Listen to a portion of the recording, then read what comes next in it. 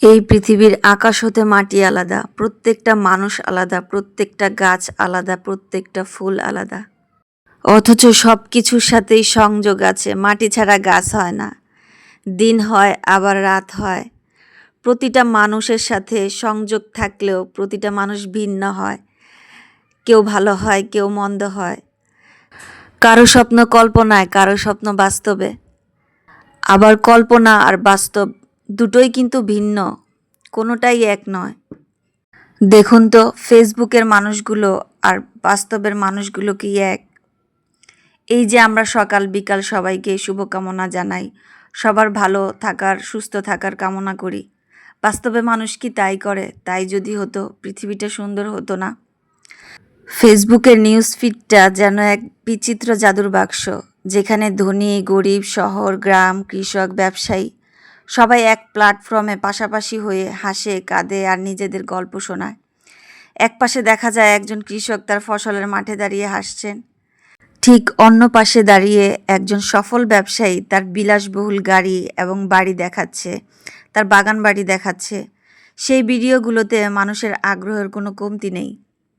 এখানে কারো স্ট্যাটাস দেখে আমরা তার দুঃখের ভাগিদার হই, আবার কারো সাফল্যের গল্প শুনে আমরা অনুপ্রেরণা পাই।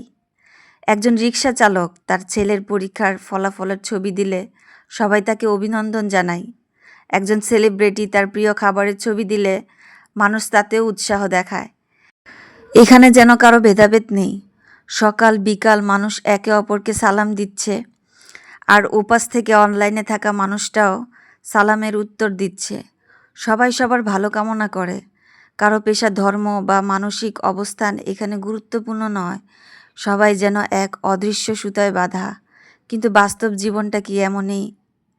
এখানে আমরা কেন যেন নিজেরাই দেওয়াল তুলে দিই। একজন ধনী ব্যক্তির সাথে একজন গরিব মানুষের সম্পর্ক তৈরি করা যেন কল্পনারও বাইরে। আমরা একে অপরের প্রতি শ্রদ্ধাবোধের চেয়ে ঘৃণা পোষণ করি বেশি।